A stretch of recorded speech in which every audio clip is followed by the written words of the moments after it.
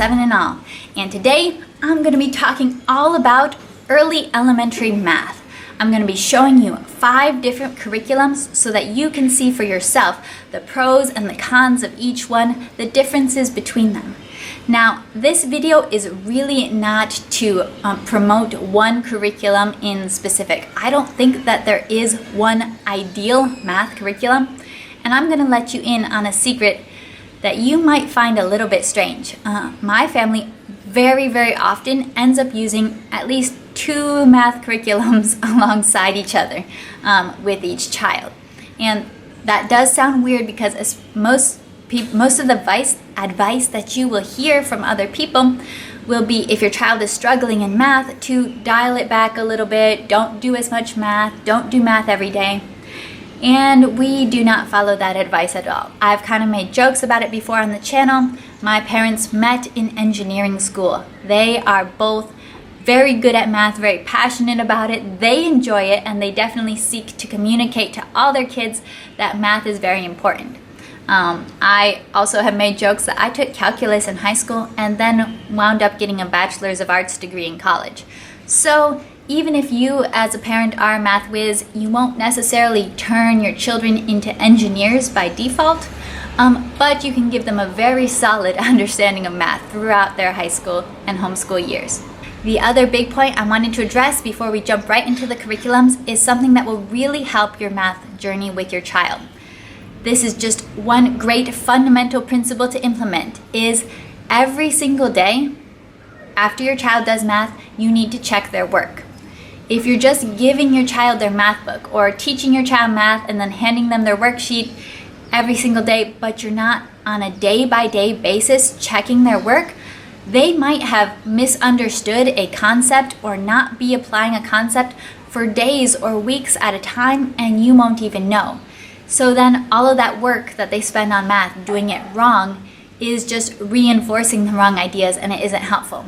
So there are some things you can procrastinate on, or some things you can slack off a little bit on as a homeschooler, but don't choose checking math as one of those things to be a slacker on.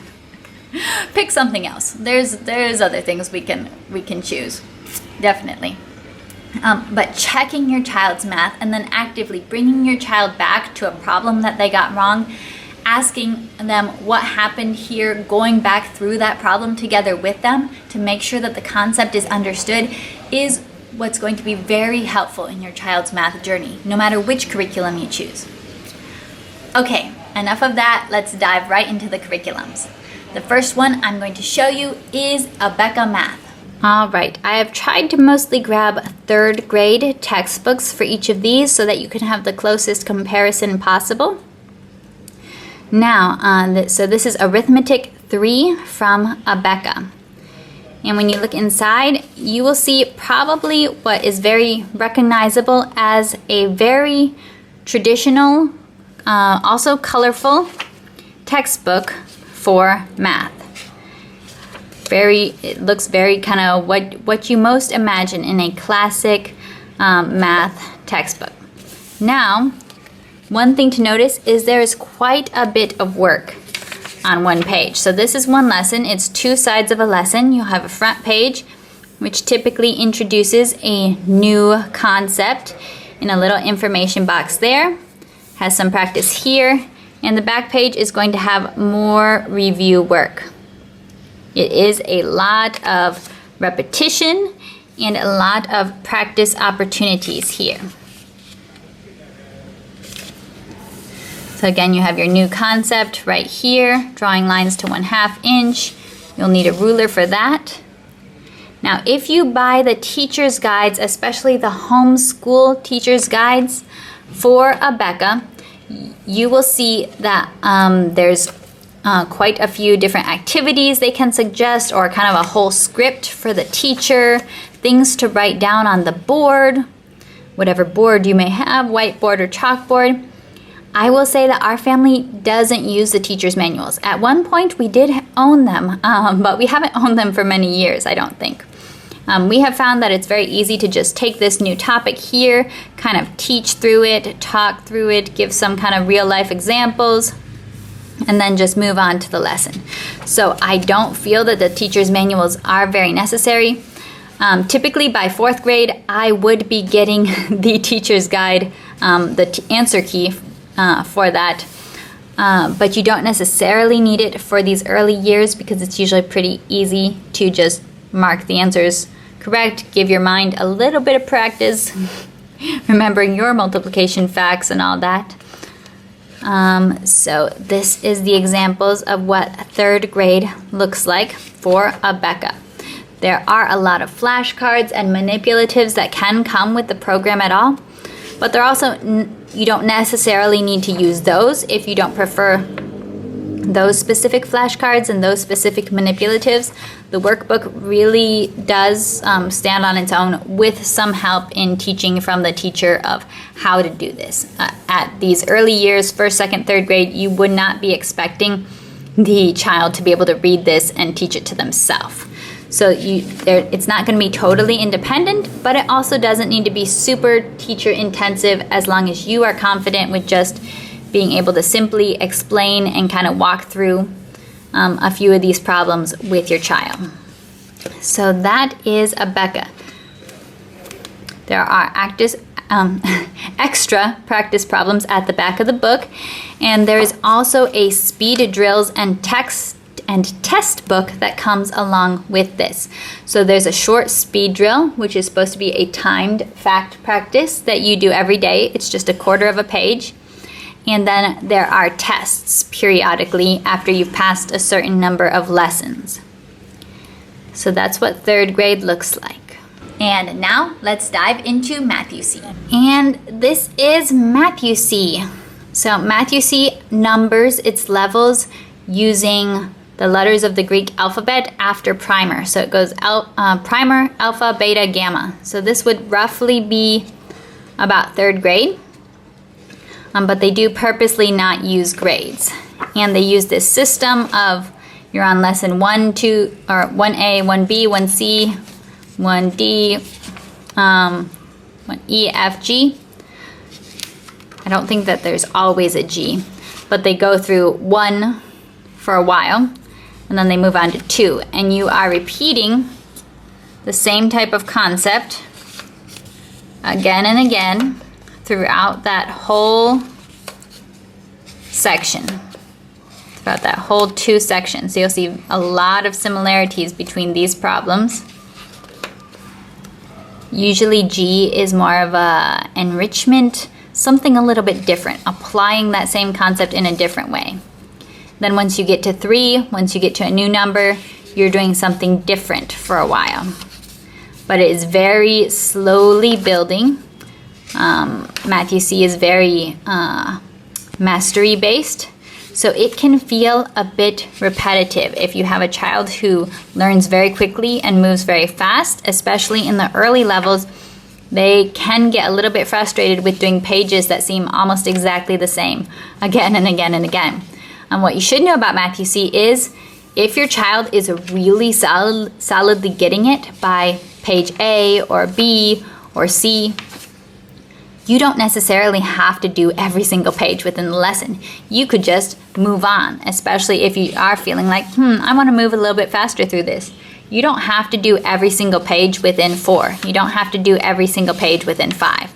That's something helpful to know about Math-U-See, something I didn't realize at the beginning when it felt very repetitive, which some kids are really going to thrive with the repetition, while others are going to feel like, seriously, you're making me do this exact same thing again. I already know this.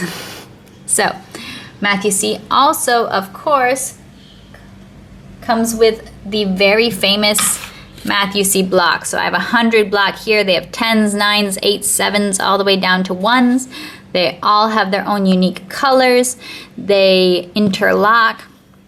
Our kids love to play with these. They actually, probably we shouldn't let them do this, but they actually play with them a lot outside of school time. They make cakes out of them. I'm not sure why they're called cakes, but they put all the different colors on top of the 100. They have a lot of fun with these.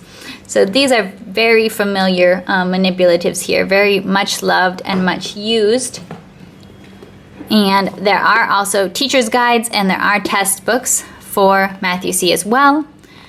We don't use the teacher's manual so much anymore, but if you are new to the Math You See program, I think it would be very helpful because some of the ways that they teach how to do certain processes are maybe a little bit different. Math You See does have a rather unique approach to their teaching.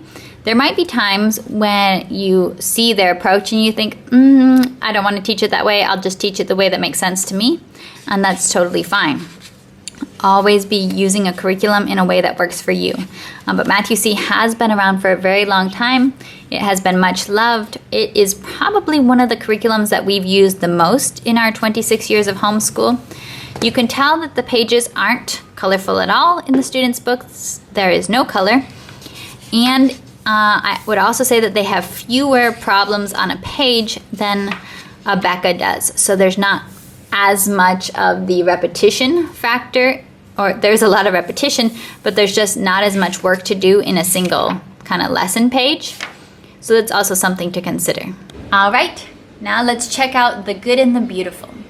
Now, I should note that The Good and the Beautiful is planning to change their math curriculum and streamline it more and shorten the lessons more within about the next school year. I think this exact edition is only going to be on sale for a few more months. But they have said that they're not changing the heart of their program. There will still be a lot of similarities even when their new editions are released. And here we have Math 3 from The Good and the Beautiful. This is part 1. Math 3 is a 2-part course. And this is a little bit of a wild card among the different math programs that we have tried. This is the first year we've ever tried The Good and the Beautiful Math. Every lesson starts with a daily dose, which is designed to be a little short independent review that your child can do. At least it is independent at the 3rd grade level. Then when the lesson begins, it will tell you if you need any manipulatives from the math activity box. And then your lesson, they have an entire script for you to read to your child. So you're teaching by reading a script. They have a few little things that they need to practice and do as you read the script, as you teach the concept. So you move through your script, asking the questions in the script. You may need to, it doesn't happen in every lesson, but you may need to use the math journal, which the math journal is probably my favorite part of the program. And it's something I've implemented kind of on our own even when not using this program. But the math journal is something that the child creates on their own. So they have different concepts and they kind of fill in, okay, what is a number? What is an ordinal number? What are digits?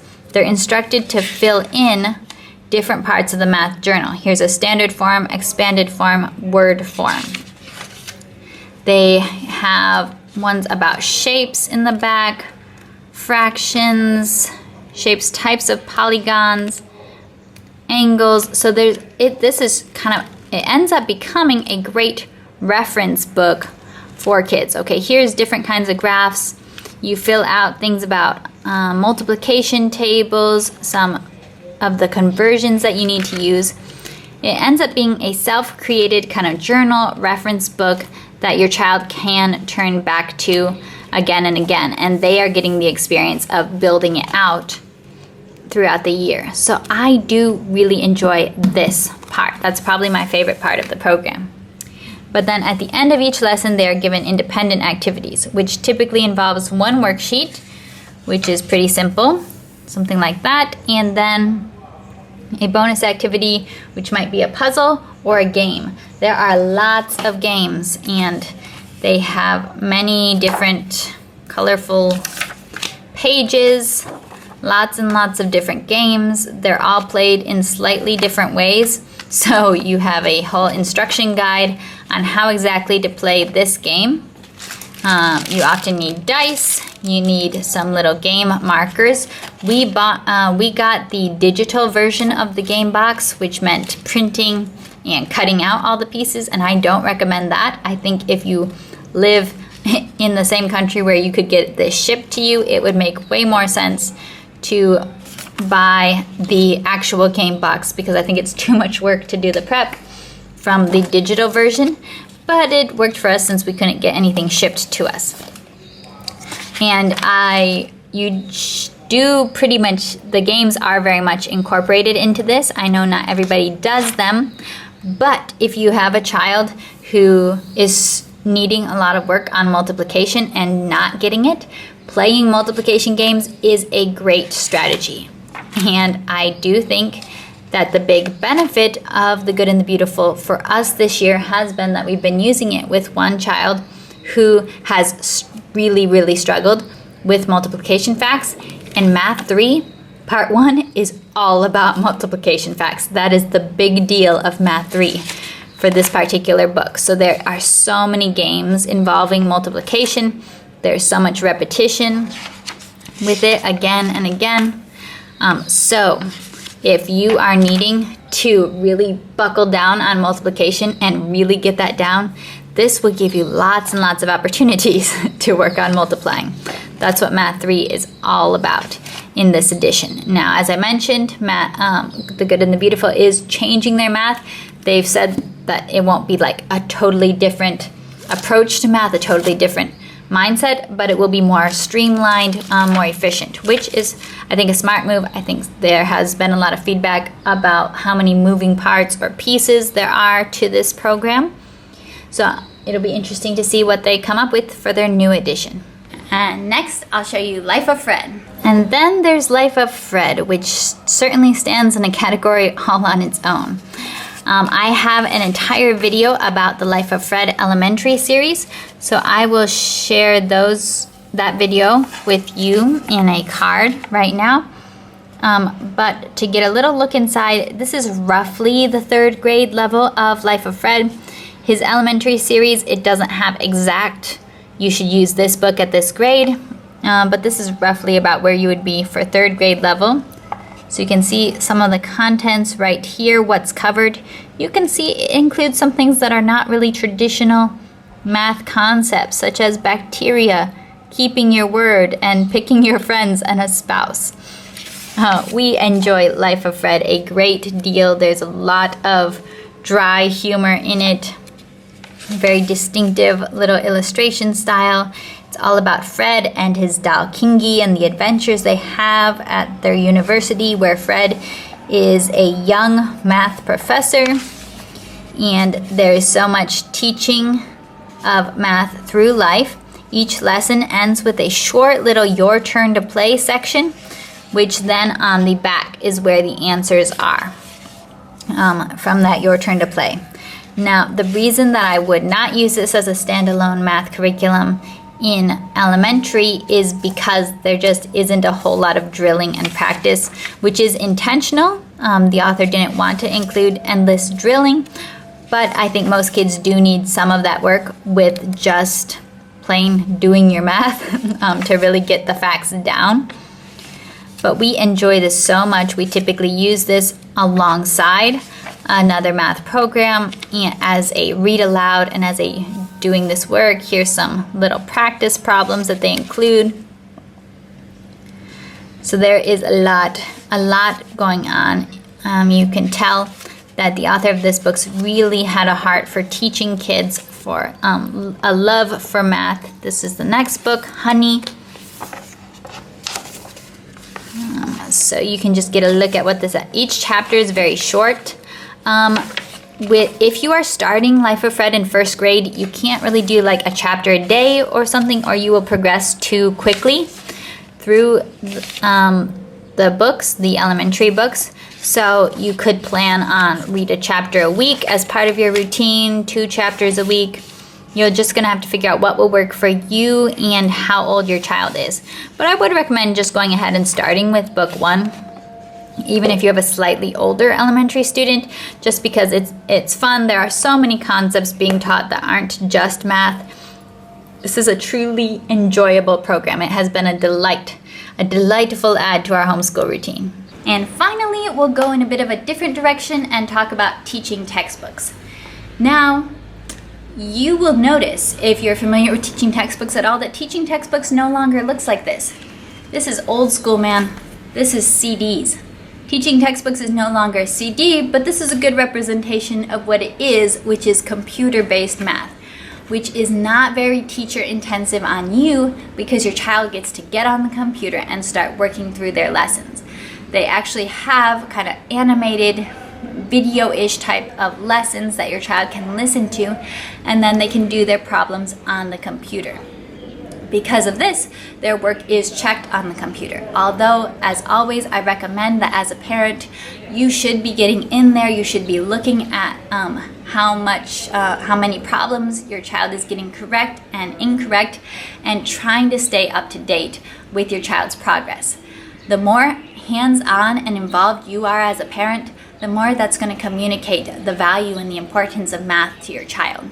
Math scares many parents, and actually that's one of the reasons why many parents do choose things like teaching textbooks, computer-based math for their kids, because they don't want to be so involved. However, one of the side effects that can happen when a parent isn't involved at all in math is that their child tends to not put as much value on it, or they can start to feel intimidated by it as well. So I do encourage you, even if you choose a computer-based program like teaching textbooks, that you still try to stay involved in your own way, or sit beside your child once in a while they're watching their video lessons, so that you can understand where they're at and what they're being taught, and can still walk this math journey with them. Because really that's the homeschool life, that's the homeschool value, that you are beside your child every step of the way, encouraging them and learning with them. Now, teaching textbooks does start at year 3, I believe. So you wouldn't be using that for the very early years of math education, but for older years, that can be a good option. And if your child is using this for like geometry, algebra, that might be intimidating to you if you're not feeling super confident in those subjects.